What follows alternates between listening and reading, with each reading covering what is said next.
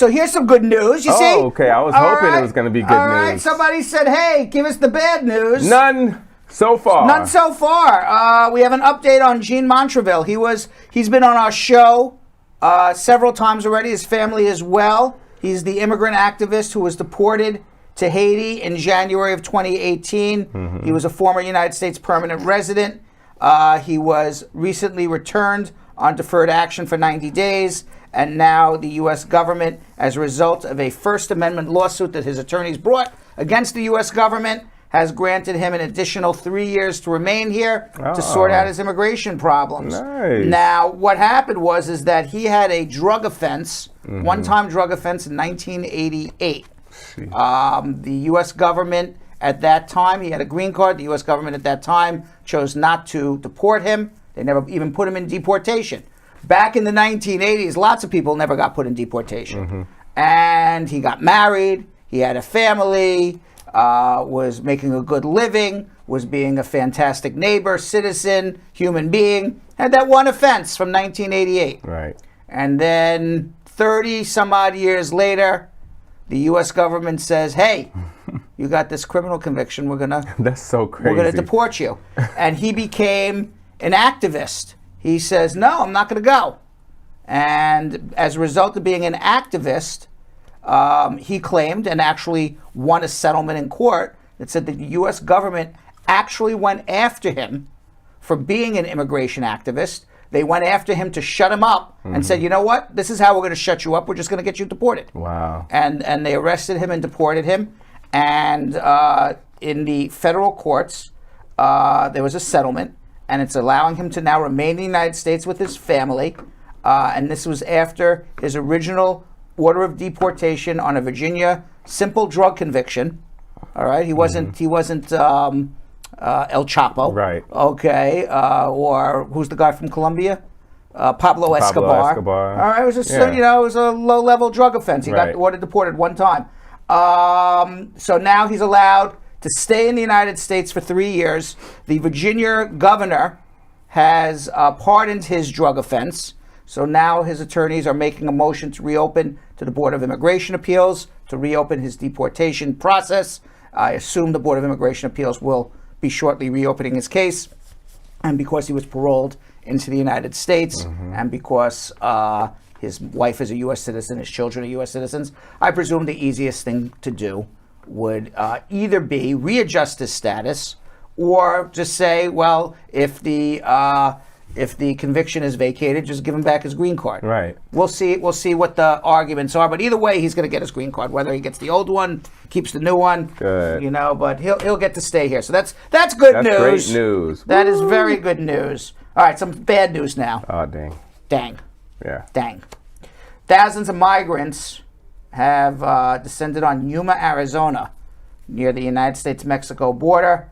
It's the numbers of people trying to cross over the border in Yuma, Mexico, has increased 1,200%. Oh, whoa. From January. Whoa. So in the last 12 months, from January to December, 1,200% increase.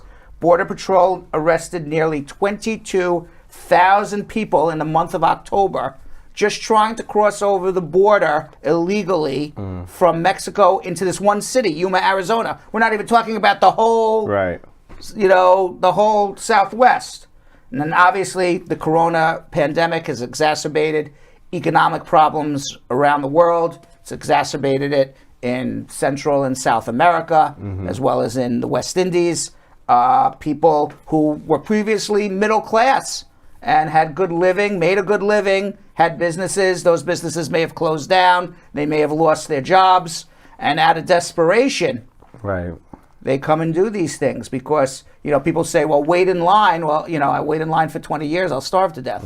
So people do what they need to do. Just even what we saw like a month ago, the Haitians, right, that were living in South America, not even the ones who were not from Haiti, but living in South America, they were lined up and camped out in Del Rio, Texas. That was another example of the migratory flows, I guess is a good word, of people who are moving from places where they can't make a living to places where they think they can make a living. So it's a problem. It is a big, big problem. Now, Homeland Secretary Alejandro Mayorkas, meanwhile, has repeatedly cautioned migrants against journeying to the United States southern border. At a news conference last week, he said, "I cannot communicate this message too strongly, that individuals should not put their life savings in their hands of smuggling organizations that exploit their vulnerability. The border is not open." Yuma Mayor Douglas Nichols recently issued a local emergency to help the situation in his city. The Biden administration is expected to send more than 100 additional CBP agents to Yuma this week to provide additional assistance, according to Nichols, who has been in touch with the Department of Homeland Security. Brandon Judd, the president of the National Border Patrol Council, added that smugglers and cartels contribute to the greater number of migrants crossing along parts of the U.S. southern border. To assist the Border Patrol, Arizona's Department of Public Safety is patrolling a 75-mile stretch of desert along the border at the request of Republican Governor Doug Ducey. So big problems at the border, unfortunately, and it's just getting worse and worse because the pandemic doesn't seem to ever end. Right. And until this pandemic ends, people are going to suffer. They're going to suffer financially. They're going to suffer from lost economic output in any particular country. And obviously, if it's from a poorer country than a richer country, there's no cushion to fall back to. Right. This is interesting, though. Yesterday, the Biden administration released 1,000 previously classified documents relating to the 1963 assassination of President John F. Kennedy. And this was inspired, by the way, it was based on a law inspired by the 1992 movie by Oliver Stone, JFK. And all of these records were supposed to be released in 2017. Trump put a stop to it. What? Why? Yep, because he said it was classified and he's not doing it. So yesterday, the Biden administration finally released over 1,000 previously classified documents. They include documents from the CIA, documents from the FBI, the State Department, and other federal agencies. Among them is a report that the Kennedy assassin, you know who his name is? Lee Harvey Oswald. Oh, Lee Harvey Oswald. Yes, you remember now. That's Lee Harvey Oswald. He visited both the Cuban and Russian embassies in Mexico in search of a visa several months before JFK's killing. Now, according to the CIA, this is recently released documents that no one knew about before. Just before recently, another version of which was previously released, one of the people Oswald spoke to was the Soviet embassy's head counsel who had ties to the KGB's assassination department. The documents say that Oswald spoke to this KGB person with ties to the assassination department in efforts to get a visa to go to the Soviet Union. However, some of the tips investigators chased did not ultimately pan out. We don't know if Oswald actually even ever got a visa from the Soviet Union or from Cuba, but certainly months before the assassination of JFK, he was having conversations with very high officials from both countries. Wow. Among the leads disclosed in the filings was a report that Australians had received a tip in 1962 from a man who claimed he was a driver of Soviet diplomats that there was a plot to kill Kennedy. Wow. The documents were originally scheduled to be released earlier this year. President Biden issued an extension for the National Archives to produce the documents in October after the archivist, I think I got it the third time. Okay. The archivist. Archivist. Yes, said their work had been slowed by the pandemic. Now, there's going to be another release of more documents December 15th. Nobody really knows, the thing with... You mean yesterday? December 15th? December 15th, yesterday. Oh. Yes. Oh, no, next year. Next year, okay. Right. I got to finish reading the sentence. Yes. December 15th of next year. So, many people, including Oliver Stone in that movie, they didn't believe that Lee Harvey Oswald acted alone. Right. There was another shooter, a second shooter, and then it was never really determined why Lee Harvey Oswald did it because Jack Ruby killed him. Mm-hmm. So he never really got a chance to talk. Right. And why did Jack Ruby kill him?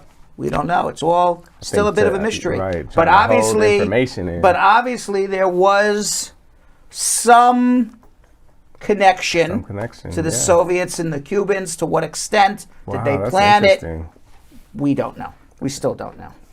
And meanwhile, talking about connections between the Soviets and Americans, Donald Trump, the pumpkin. I mean, he treated Putin with kid gloves every time he met him. Right. I mean, nothing's come out, but I'm telling you that Putin's got something on him. All right, because remember his first news conference with Putin. I asked Putin if they did anything to affect our election, and he said no, and I believe him. That was basically it, right? Yes. So meanwhile, a federal judge ruled, talking about the pumpkin. I went off a little bit, but the federal judge just ruled yesterday that the Treasury Department could disclose Donald Trump's tax returns to Congress. We've been talking about these tax returns forever, and it's going to continue to talk about it because Trump's going to appeal again. Exactly. All right. I don't get it. And why they're looking at his tax returns? Because Trump claimed losses on his tax returns from his properties. He devalued the value of his properties to reduce his capital gains and his taxes. Yet when he went to refinance his properties, he increased the value of his properties to get more money and pull more money out of his properties. So somewhere there's a fraud. Yep. There's either a fraud because he made his properties less valuable in his taxes than they were, or there's a fraud in getting the mortgages in properties that he valued more than they were really worth. So Congress is trying to look at all of this, except Trump's not handing over his tax returns. And he won't. Now, following the decision,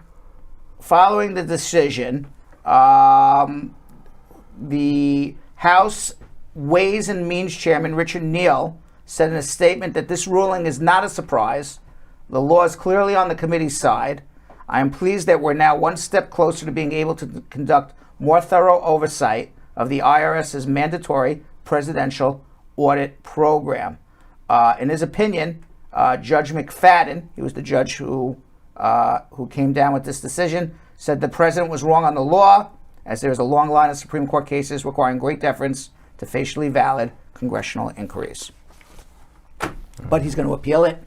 It'll go up to the Supreme Court again. Right. And then hopefully the Supreme Court does not punt it. And Fox News, they freaked out about their Christmas tree that got lit on fire. Did you see that? Yeah. The network's hosts and guests are hailing the incident as a great symbol of all that is wrong in New York City and all of the democratically controlled cities around the United States because their Christmas tree went up in flames. The 50-foot artificial tree, which was located just outside News Corp headquarters in Midtown Manhattan, it was set ablaze on purpose on Wednesday morning by a 49-year-old man, Craig Tamanaha. Maybe he don't like Fox News. Maybe he doesn't like what they have to say. So it could be Maybe it was a protest. Maybe he's just crazy. Yeah. Who knows? Who knows? Who knows? Joe's saying in my ear he was crazy. It wasn't a protest. There's crazy people everywhere. All right? It doesn't mean, all right, you can't prevent crazy. Okay? You know how many crazy Republicans there are out there? Right. Meanwhile, Fox News, they're the ones going crazy over this. Steve Doocy, the co-host of Fox and Friends, lamented the fact that this guy, who now I'm told is crazy, Craig Tamanaha, is not considered. Why is he not considered a hate crime suspect? What? Given that such charges would bar him from making bail. They are arguing on Fox News that it is a hate crime to light up a Christmas tree, but it's not a hate crime, especially if he's crazy, because then he doesn't even know what he's doing. Right. He's just crazy, man. It's a lot of crazy people. Whether the Republicans are in control or the Democrats are in control. It's always going to be crazy. They're always going to be crazy. And according to a new study from the University of Hong Kong, the Omicron variant multiplies 70 times faster in your nose, which is why it's more transmittable than the Delta and the original, the wild. What do they call the original one? The wild one. The wild. That's what they call it? It's something like the wild, or the whatever they call the original one. There's an original one, which is something the wild or something. Then there's Delta. There's Lambda. There's Beta. They're up to O already. So there's at least... They had all of those? Well, they went from A to O. So the next one will be P. So A through O has been done. A, B, C, D, E, F, G, H, I, J, K. About 15 different variants already. Are you serious? Yeah. So the Omicron one is 70 times faster, multiplies 70 times faster in the human bronchial tubes than the original infection or the Delta variant that everybody was very concerned about. The good news, if there is some good news, is that it doesn't seem to infect the lungs as significantly as Delta. Now, does that make it less lethal? We don't know. Because Delta was less transmittable, but infected your lungs. Right. Omicron, it seems like everyone's going to get it. So maybe because there's more people going to get it, some people are going to end up getting sick. Yeah, but like I feel like it's not going to be as bad as the others. Because like I know somebody that went out over the weekend and like 6 people that they were all with just have it. Like it's just like a bunch of girls that have it. And that's just from Have you been with this person? No, I have not. Okay. No, they're not my friends. Okay. They're a friend And of a friend. are they sick? So, I mean, they're sick, but it's not as bad. And Not I as think bad. that's the Omicron because I think it's super easy to transmit. Yes, but it's scary though. Were they vaccinated? Yes, they were. They were all vaccinated. And then they got their boosters. And Some of them got their booster. Huh. Yeah. It's scary. It's scary out there. You guys got to be safe. Still wear your masks. Yes. Meanwhile, Dr. Michael Chan Chi Wai, this study's principal investigator, says that by infecting many more people, a very infectious virus may cause more severe disease and death, even though the virus itself is less dangerous, just like what I said. Yeah. Wow. He said, taken together with our recent studies showing that the Omicron variant can partially escape immunity from vaccines and past infection, the overall threat from Omicron variant is likely to be significant. Huh. Let's just get wacky at this point. Let's do it. Holiday edition. We have some wacky news? Maybe? Yes. For sure. There's a play? There we go.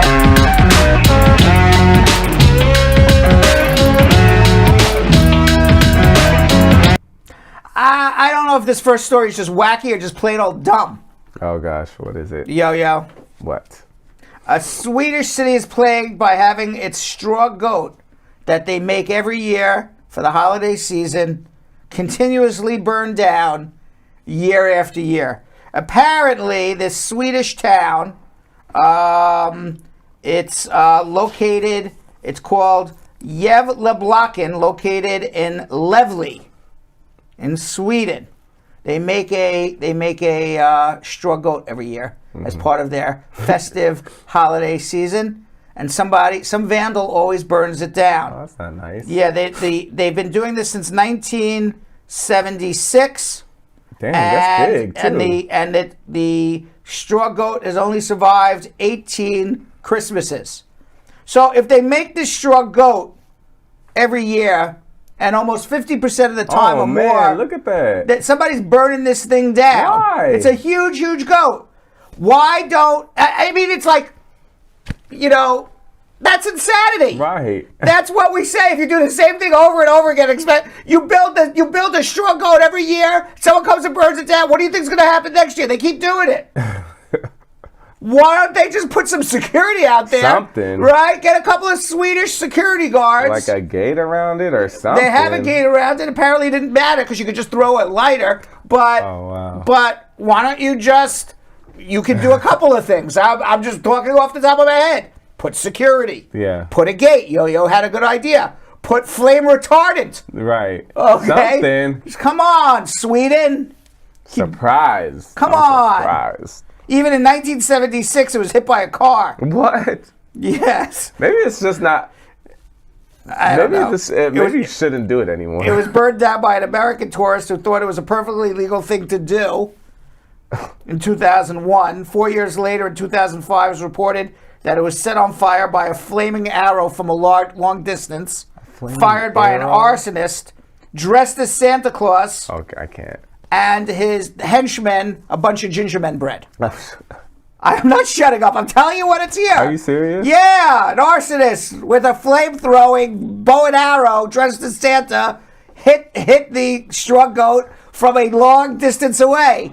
They couldn't prevent it. They had people around ready for him, and they just kind of stepped back and did it from a far distance. At this point, it's probably tradition now. Like, it should just always burn that's down. what I'm saying. People are going to keep doing it. Yeah. They installed webcams in 2009, except they were taken offline by a cyber attack, and then the goat was burned down. Oh my People are going. People. I can't. This year, local media reported they had a smaller goat this time, alongside the larger goat. The smaller goat, I guess, is the child. That was introduced in '86, and the smaller goat has already been destroyed this year. We haven't even made it. We have not even made it to December 25th. Right. Responding to the news, it continues the story, Jonathan. Oh, what? Yes, there's more. Responding to the news, the official Glavbakken Twitter account. There's such a place. You want to go to Twitter and find out what's going on with the goat.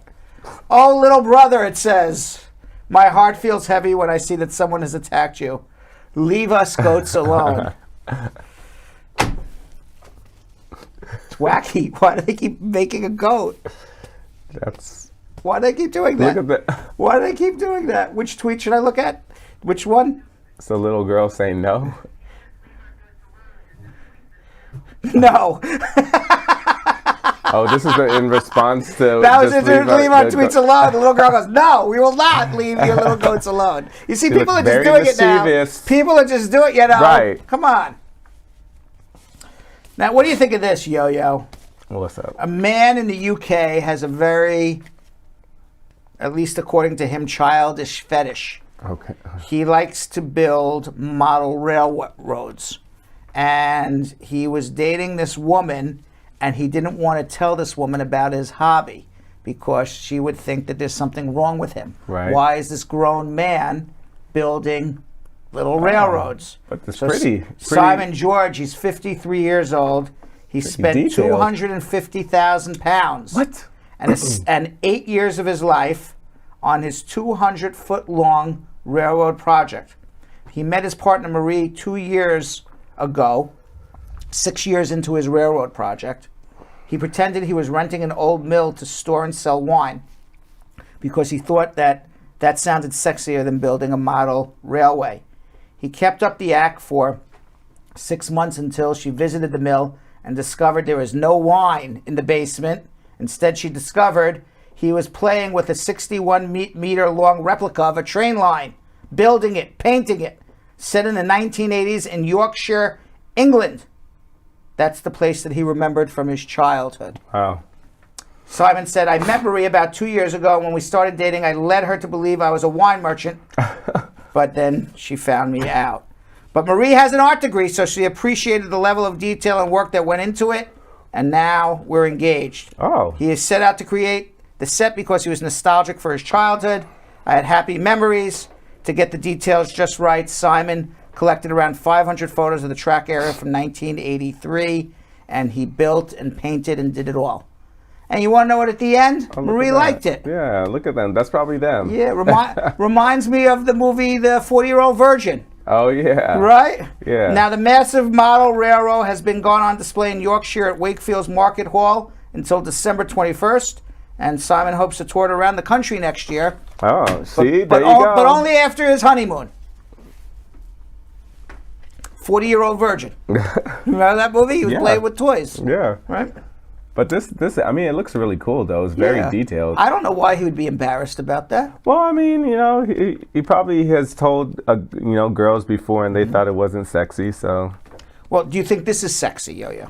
Let's hear it. More than 40 runners donned Santa hats and swimsuits to participate in Budapest's annual Santa Claus Run. Oh, I was supposed to do SantaCon this year. Yeah, the annual event, also known as the Naked Santa Run or the Santa Speedo Run, was canceled due to the pandemic in 2020, but it returned to the Hungarian capital this past Sunday. Oh, look at that. The run covered 2.2 miles, ended back at the gym. Kind of reminds me of the Cupid Run. Cupid Run. Right? Do we have any Cupid Run pictures? You know, we in New York, we don't do a Santa Run. Oh, what? Yeah, we do Cupid Run on Valentine's Day. Wait, hold on. I got a whole candy cane, a Santa hat, Rudolph. What is this? Where are you here? That's the Cupid Run, but they just put a candy cane. Oh, is that what they did? I'm like, what is this outfit? What did you do? I could have done it. And we're talking about baubles, Jonathan. Yes. A Welsh woman who started collecting Christmas bauble ornaments in 1999 has now earned a Guinness World Record. Cool. Sylvia Pope, a Swansea resident, nicknamed Nana Baubles. Everyone calls her Nana Baubles. Mm-hmm. Told Guinness World Records her collection of Christmas baubles began after seeing someone else's festive decor.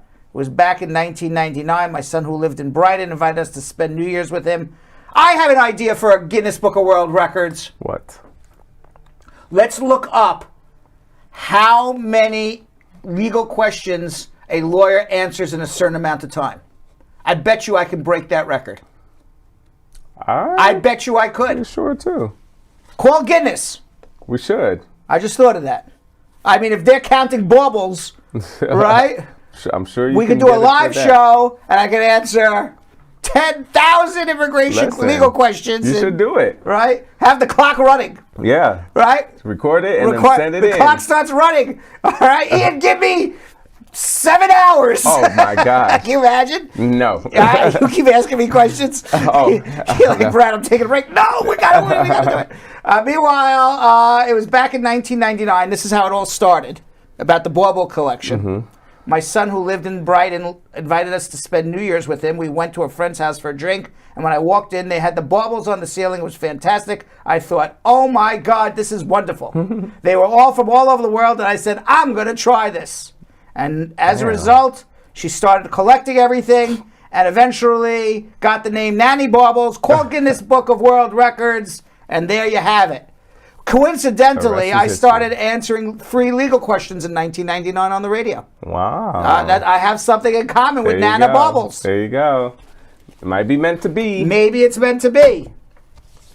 And finally, Yo-Yo, an unsuspecting family in South Africa went and bought a Christmas tree only to find the most poisonous, venomous snake known to mankind slithering in the Christmas tree. That's scary. Yeah. CNN reported Rob and Marcella Wild. Quite interesting that this is the snake story, and their last name is Wild. They were in for a surprise.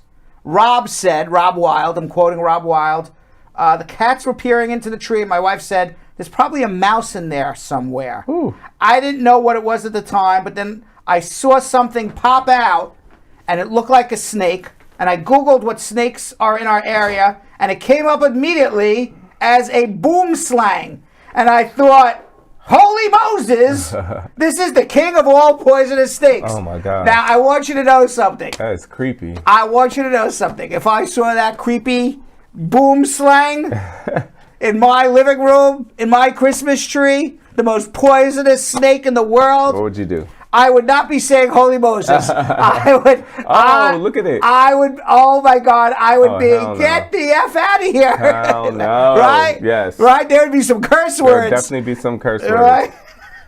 Oh my God! That would freak me out. The South African National Biodiversity Institute describes the boom slang as a shy creature, but it'll bite and kill you. Yeah, no. If you just look at it the wrong way. Oh, hey. No. Now, some people believe if you walk past it in a tree, it's going to come down and bite you, but that rarely ever happens unless you try to attack it. Now, the Wild family called in a snake catcher by the name of Jerry Haynes, and Jerry safely removed the snake from their home, and Haynes told Rob and Marcella to keep their distance from the tree while they waited for him to arrive. but urged them to keep their eyes I was on about to that say, snake. they better, because if the snake just slithers down, Right, you wouldn't know where he went to. Yeah. Then we're moving. Pack up, kids. Yeah, Haynes said, I thought it was one of my fellow snake catchers trying to catch me out and close down the photos after laughing. They won't be fooling me. Then my mobile rang, and it was Rob who sent the photos and promised me that they really did have a boom slang in their Christmas tree. It was no joke. That is no joke. That is.